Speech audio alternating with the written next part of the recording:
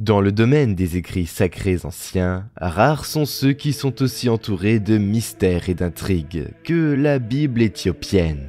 Ce vénérable texte, essentiel à l'église orthodoxe éthiopienne Tewahedo, est riche d'histoires mystiques et de révélations prophétiques. Il se distingue à la fois par sa profondeur et sa complexité de ses homologues des autres traditions chrétiennes. Contrairement aux Bibles utilisées dans le christianisme occidental ou au Tanakh juif, la Bible éthiopienne englobe un canon plus large, comprenant plusieurs livres qui ont été supprimés ou n'ont pas été inclus dans d'autres traditions chrétiennes. Des livres qui, selon certains, contiennent certaines des pièces les plus incroyables du puzzle. Ces chapitres racontent des histoires si énigmatiques et si profondes qu'elles peuvent complètement bouleverser notre compréhension du tissu même de la pensée judéo-chrétienne primitive. L'Église orthodoxe éthiopienne Tewahedo est l'une des plus anciennes confessions chrétiennes au monde, remontant au début de l'ère chrétienne. Sa Bible reflète cet héritage ancien, préservant des textes et des interprétations perdues ou modifiés dans d'autres traditions chrétiennes. La Bible éthiopienne, connue sous le nom de Metseafekedus, les Saintes Écritures, a été initialement écrite en Ge'ez, une ancienne langue éthiopienne. Cette langue, désormais utilisée principalement à des fins liturgiques, était la lingua franca de l'Église éthiopienne et de l'Empire aksumite. La traduction de la Bible en Ge'ez est attribuée aux premiers efforts de ces missionnaires et érudits, qui cherchait à rendre les Écritures accessibles au peuple éthiopien. Ce qui distingue la Bible éthiopienne des autres canons chrétiens est sa collection plus large de livres. Il comprend plusieurs textes introuvables dans les canons catholiques ou orthodoxes, comme le livre d'Enoch, le livre des Jubilés et divers autres écrits. Ces textes offrent un aperçu des perspectives théologiques uniques de l'Église éthiopienne et de ses liens historiques avec les traditions juives. L'Église orthodoxe éthiopienne Tewahedo, le principal dépositaire de cette Bible, considère ces livres supplémentaires comme faisant partie intégrante de son canon. Cette inclusion reflète l'isolement historique de l'Église, qui lui a permis de développer une identité religieuse distincte. Relativement peu influencée par les débats et les réformes théologiques qui ont fasciné le christianisme dans l'Empire romain. Pour certains, cela signifie que les écrits de cette Bible contiennent certains des états les plus purs du christianisme et de ses écrits sacrés. Mais la Bible éthiopienne est plus qu'un texte religieux, c'est aussi une œuvre d'art. Les manuscrits sont réputés pour leurs dessins complexes, leur illustration éclatante et leur reliure élaborée. Ces caractéristiques reflètent les riches traditions artistiques de l'Éthiopie, où l'art religieux est profondément lié à l'expression spirituelle. Le processus de création de la Bible éthiopienne demandait beaucoup de travail et nécessitait des compétences exceptionnelles. Les artisans utilisaient des matériaux indigènes tels que du vélin de chèvre ou de peau de mouton et des teintures naturelles pour les illustrations. Le talent artistique représente souvent des scènes bibliques, des saints et des motifs chrétiens éthiopiens, présentant un mélange d'iconographie indigène et biblique. Le livre d'Enoch, un ancien texte apocalyptique juif, occupe une place particulière dans la Bible éthiopienne. Ce livre énigmatique et profond ne fait pas partie des canons juifs ou de la plupart des chrétiens, mais il a eu un impact significatif sur la pensée chrétienne primitive et reste une pièce clé de la littérature dans l'Église éthiopienne. Son contenu, ses thèmes et son contexte historique offrent un aperçu captivant de l'histoire religieuse d'une époque révolue. Ce texte ancien est traditionnellement attribué à Enoch, l'arrière-grand-père de Noé. Il est divisé en plusieurs sections, chacune avec son thème et son style distinct. Mais toutes tournent autour de la figure d'Enoch et de ses révélations célestes. La première section, le livre des veilleurs, chapitres 1 à 36, raconte la descente des veilleurs, des anges déchus qui ont engendré les Néphilim en épousant des femmes humaines. Cet acte conduit à la corruption de l'humanité et de la terre, provoquant un jugement divin. Enoch agit comme intermédiaire entre le ciel et la terre, transmettant des messages et des jugements. Le récit des veilleurs introduit une hiérarchie complexe d'anges et de démons, un thème qui a profondément influencé la pensée juive et chrétienne ultérieure. Les Néphilim, en tant que progéniture des anges et des humains, incarnent la corruption et la violence qui ont provoqué le grand déluge. Les visions apocalyptiques d'Enoch sont vives et détaillées, remplies de symbolisme et d'images sur la fin des temps. Ces visions donnent un aperçu de la vision du monde et des attentes des premiers apocalypses juifs, qui ont fortement influencé l'eschatologie chrétienne. L'influence du livre d'Enoch sur la pensée chrétienne primitive est évidente, en particulier dans le Nouveau Testament. Des références et des thèmes d'Enoch apparaissent dans l'Épître de Jude et le livre de l'Apocalypse, entre autres textes. Le concept du Fils de l'homme, tel qu'il est présenté dans Enoch, est particulièrement significatif dans le contexte de la théologie chrétienne. Le livre d'Enoch est riche en thèmes du jugement divin, de l'angélologie et de l'eschatologie.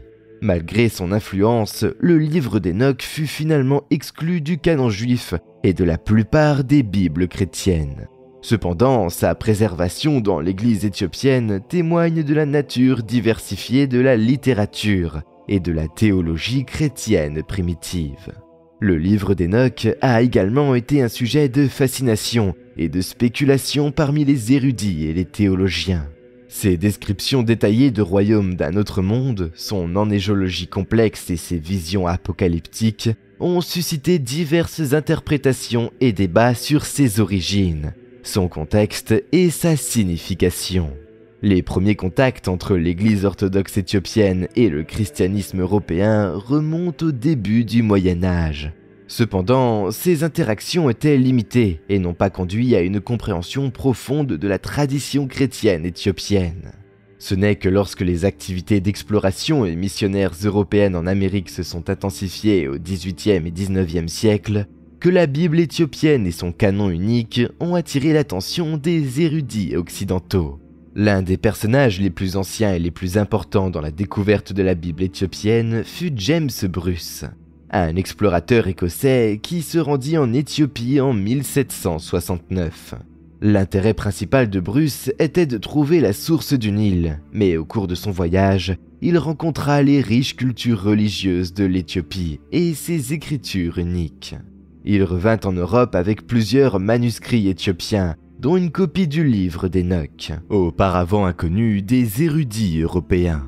Le retour de Bruce avec des manuscrits éthiopiens a suscité l'intérêt des théologiens et des érudits européens. Le livre d'Enoch en particulier suscitait une intense curiosité. Ce texte, référencé dans le Nouveau Testament mais absent des canons juifs et de la plupart des chrétiens, était une pièce manquante dans le puzzle de la littérature biblique. L'étude du livre d'Enoch et d'autres textes éthiopiens a contribué à une réévaluation des premières littératures juives et chrétiennes. Les érudits ont commencé à reconnaître la diversité de la pensée religieuse des premiers siècles du christianisme et le rôle important de la littérature apocalyptique dans le développement de la théologie chrétienne. Dans l'Église orthodoxe éthiopienne, le livre d'Enoch n'est pas simplement un artefact historique, mais une partie vivante des Écritures. Il est utilisé dans des contextes liturgiques et continue d'influencer la pensée et la pratique chrétienne éthiopienne. Un autre ouvrage apocryphe inclus dans la Bible éthiopienne est le livre de Baruch. Cet écrit est traditionnellement attribué à Baruch, le scribe de Jérémie, prophète majeur de l'Ancien Testament. Cependant, la paternité réelle du texte et la date de composition font l'objet de débats scientifiques, avec des suggestions allant du 1er au 2e siècle après Jésus-Christ. Le récit se déroule au lendemain de la conquête babylonienne de Jérusalem et de l'exil qui a suivi, une période de troubles et de réflexion importante pour le peuple juif. Le livre est structuré comme une série de visions et de révélations données à Baruch. Ces visions sont de nature apocalyptique et sont remplies d'images symboliques et de thèmes théologiques. Le récit emmène Baruch dans un voyage céleste, guidé par un ange, à travers les cieux et la terre. Tout au long de ce voyage, Baruch est témoin du fonctionnement de la justice divine et du sort ultime des âmes justes et méchantes. Le livre éthiopien de Baruch aborde plusieurs thèmes théologiques profonds. Au centre de celle-ci se trouve le concept de justice divine et de théodicée, la justification de la bonté divine face à l'existence du mal. Les visions visent à expliquer la souffrance des justes et la prospérité des méchants, un thème qui résonne profondément dans le contexte de l'exil babylonien. Un autre thème important est l'accent eschatologique, l'étude de la fin des temps et du jugement final. Le texte fournit des descriptions vivantes de l'au-delà, décrivant les récompenses pour les justes et les châtiments pour les méchants. Ces descriptions visent à offrir espoir et encouragement aux fidèles, en les assurant de la justice ultime de Dieu. L'inclusion du livre éthiopien de Baruch dans la Bible orthodoxe éthiopienne reflète le développement unique de la tradition chrétienne éthiopienne, contrairement au canon chrétien occidental qui n'inclut pas ce texte parmi tant d'autres. L'Église éthiopienne a conservé et incorporé une variété d'écrits qui témoignent de la nature de la littérature chrétienne et juive primitive. Ce canon plus large, comprenant des textes comme le livre éthiopien de Baruch, enrichit le paysage théologique et spirituel de la foi orthodoxe éthiopienne. Il offre un plus large éventail de perspectives sur des thèmes bibliques clés et offre une compréhension plus complète de la première vision judéo-chrétienne du monde. L'Ascension d'Isaïe est un texte unique et intrigant qui mélange des éléments de la littérature apocalyptique juive et chrétienne. Cette œuvre ancienne, attribuée au prophète Isaïe, offre une représentation vivante d'un voyage céleste à travers les cieux, riche en images symboliques et en perspicacité théologique. Le texte est particulièrement important dans l'église orthodoxe éthiopienne Tewahedo, où il est inclus dans le canon biblique plus large. L'Ascension d'Isaïe est traditionnellement divisée en deux parties distinctes, le martyre d'Isaïe et la vision d'Isaïe. La section martyre, de caractère plus juif, détaille la persécution et la mort du prophète Isaïe sous le règne du roi Manassé de Juda. La section vision, dont la vision est nettement chrétienne, décrit le voyage d'Isaïe à travers les 7 cieux, guidé par un ange.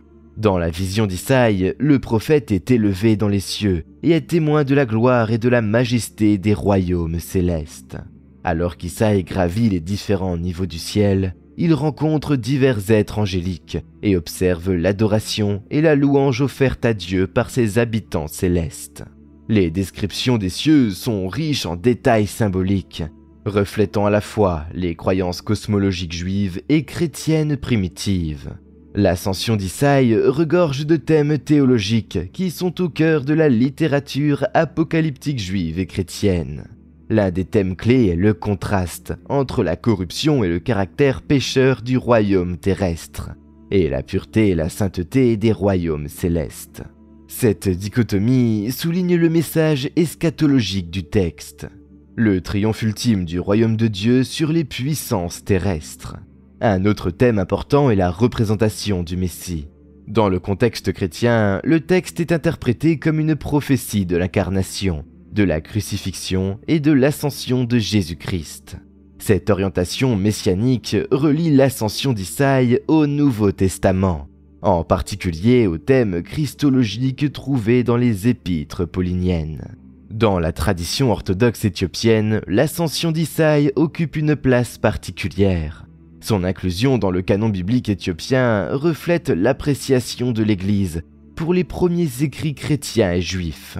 Le texte est apprécié non seulement pour ses idées théologiques, mais aussi pour sa contribution à la compréhension du mysticisme et de l'eschatologie des premiers chrétiens.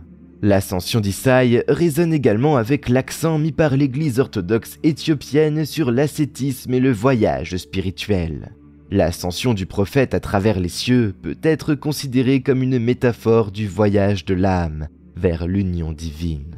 Un thème répandu dans les traditions spirituelles et monastiques de l'Église. On pense que l'ascension d'Isaïe a été composée entre la fin du 1er siècle et le début du 2e siècle après Jésus-Christ. Une période marquée par une interaction et des tensions importantes entre les communautés chrétiennes émergentes et les groupes juifs traditionnels. Le texte reflète ce milieu, incorporant des éléments des deux traditions, tout en présentant une interprétation distinctement chrétienne des prophéties d'Isaïe. Pour les chercheurs, l'ascension d'Isaïe constitue une source précieuse pour étudier le développement de la pensée apocalyptique juive et chrétienne. Le mélange de traditions du texte donne un aperçu de la manière dont les premiers écrivains chrétiens ont adapté les motifs et les idées juives. Le livre des Jubilés est un autre texte vénéré au sein de l'église orthodoxe éthiopienne Tewahedo, mais absent des écritures canoniques de la plupart des autres confessions chrétiennes. Cette œuvre ancienne, également connue sous le nom de Petite Genèse ou Koufalé dans la tradition éthiopienne, se distingue par son contenu, ses thèmes uniques et son rôle dans la formation de la pensée chrétienne éthiopienne. Le livre des Jubilés est un ancien ouvrage religieux juif, considéré comme un texte apocryphe dans le contexte du christianisme plus large. On pense qu'il a été écrit au IIe siècle avant notre ère. Le texte raconte les histoires trouvées dans le livre de la Genèse et dans certaines parties de l'Exode, depuis la création du monde jusqu'au don de la loi au mont Sinaï. Cependant, Jubilé présente ces récits avec des développements, des interprétations et des détails supplémentaires significatifs. L'une des caractéristiques clés du livre des Jubilés est son cadre chronologique.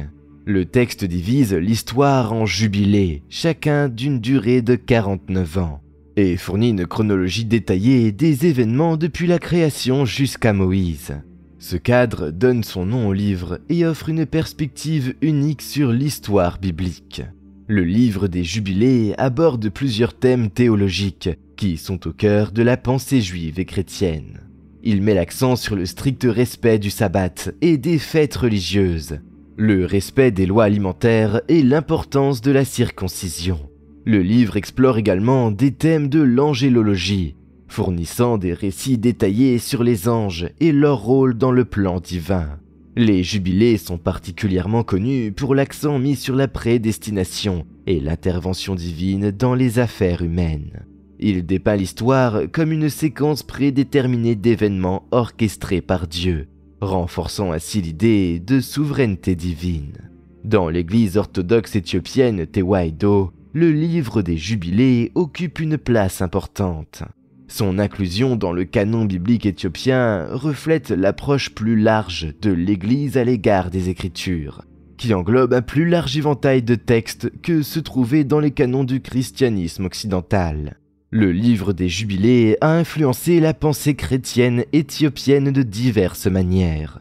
Sa chronologie détaillée des événements bibliques a joué un rôle important dans la conception de la compréhension chrétienne éthiopienne de l'histoire.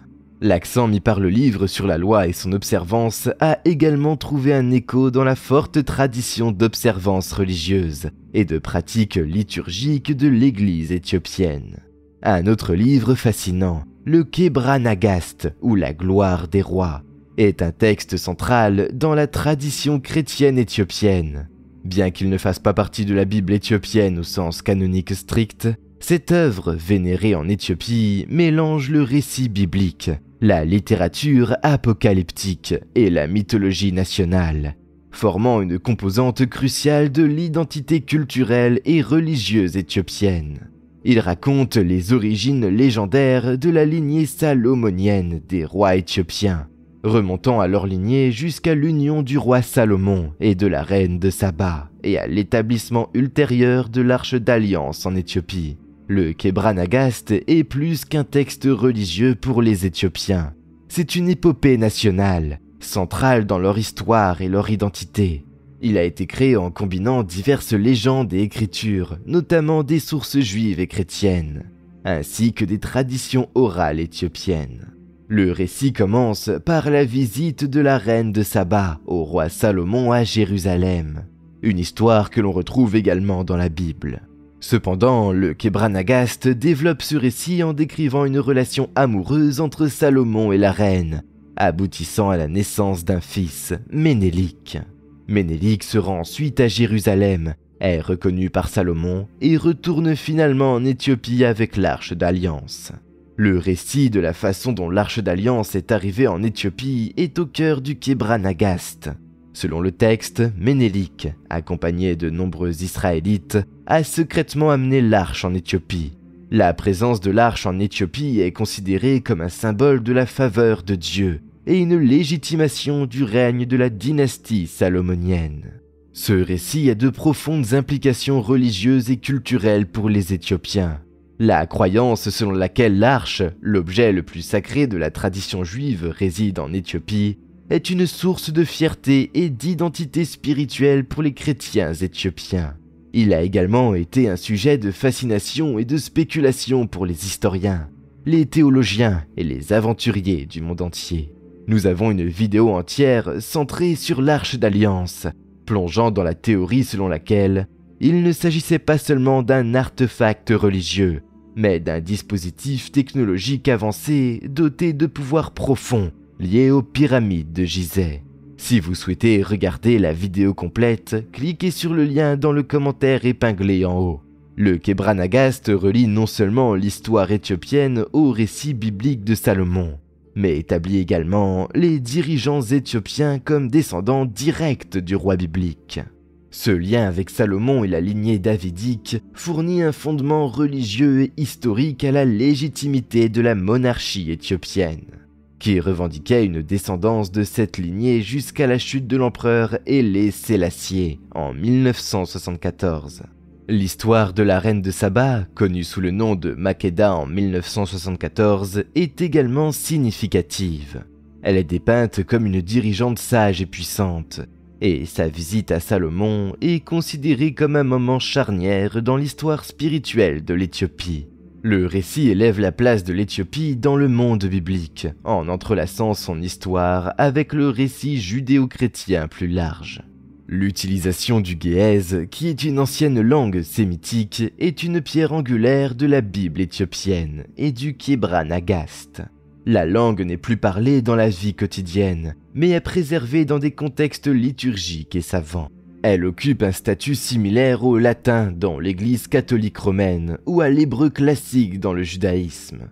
C'est la langue liturgique de l'Église orthodoxe éthiopienne et elle est utilisée dans les textes religieux, les services et les ouvrages scientifiques. La préservation de cette langue ancienne dans la pratique religieuse a été cruciale pour maintenir la continuité de la tradition chrétienne éthiopienne. L'utilisation du Ge'ez, cependant, n'est pas sans complexité. En tant que langue qui n'est pas activement parlée comme langue maternelle, ses nuances, ses expressions idiomatiques et ses structures grammaticales peuvent être difficiles à comprendre pleinement, même pour ceux qui y sont éduqués. Cela a des implications pour l'interprétation de la Bible éthiopienne, car la profondeur et les subtilités de la langue peuvent conduire à des compréhensions variées du texte. Cela amène beaucoup à croire qu'il existe de nombreux secrets cachés dans la Bible éthiopienne, attendant d'être déchiffrés. Traduire la Bible éthiopienne dans d'autres langues, notamment l'amharique moderne, la langue officielle de l'Éthiopie, ou dans des langues internationales comme l'anglais, comporte des défis importants. Le traducteur doit non seulement maîtriser le Ge'ez et la langue cible, mais également être profondément familier avec le contexte culturel et théologique des textes. Ceci est particulièrement important, compte tenu de la nature mystique et symbolique de nombreux livres du canon éthiopien, comme le livre d'Enoch. De plus, le processus de traduction n'est pas seulement linguistique, mais aussi culturel. La Bible éthiopienne est ancrée dans un contexte à la fois ancien et uniquement éthiopien. Les traducteurs doivent naviguer dans des concepts culturels, des références historiques et des idées théologiques qui peuvent ne pas avoir d'équivalent direct dans d'autres langues ou contextes culturels. Les défis de la langue et de la traduction ont un impact significatif sur la façon dont la Bible éthiopienne est comprise, tant en Éthiopie que dans le monde entier. Pour la communauté orthodoxe éthiopienne, l'utilisation du ge'ez dans la liturgie et l'étude des Écritures est un lien avec leur héritage ancestral, un lien sacré avec leur histoire religieuse. Cependant, cela signifie également que l'étude et l'interprétation plus approfondie de la Bible sont souvent réservées à ceux qui ont eu l'occasion d'étudier le ge'ez. Pour la communauté internationale, la disponibilité limitée des traductions et la complexité des textes signifie que la Bible éthiopienne est moins accessible et moins comprise que les autres écritures chrétiennes. Les érudits et les théologiens qui souhaitent s'intéresser à ces textes doivent souvent s'appuyer sur un petit nombre de traductions ou apprendre eux-mêmes le ge'ez. Malgré ces défis, la traduction et l'étude de la Bible éthiopienne offrent de précieuses opportunités. Pour les spécialistes de la religion, de la linguistique et de l'histoire, la Bible éthiopienne constitue un riche domaine d'études, offrant un aperçu du christianisme primitif, des relations judéo-chrétiennes et du développement de la pensée religieuse. Pour la communauté orthodoxe éthiopienne, les traductions dans des langues plus accessibles, notamment l'amharique moderne, peuvent ouvrir les richesses de leurs écritures à un public plus large. En conclusion, la Bible éthiopienne n'est pas seulement un recueil de textes religieux, mais est le reflet d'une tradition chrétienne riche et ancienne. Son canon unique, sa langue et son contexte historique en font un sujet d'un grand intérêt, tant pour les croyants que pour les spécialistes de la religion et de l'histoire. La particularité de la Bible éthiopienne offre des informations précieuses sur le développement et la propagation du christianisme au cours des premiers siècles. Si vous souhaitez approfondir les textes bibliques apocryphes qui contiennent d'incroyables parties manquantes de l'histoire humaine, vous pouvez regarder notre vidéo sur le livre d'Enoch, qui discute en détail de l'incroyable histoire des anges déchus, connus sous le nom de veilleurs, de leur création, les géants Néphilim, et la grande inondation dévastatrice qui a relancé la civilisation humaine. Le lien est dans le commentaire épinglé en haut.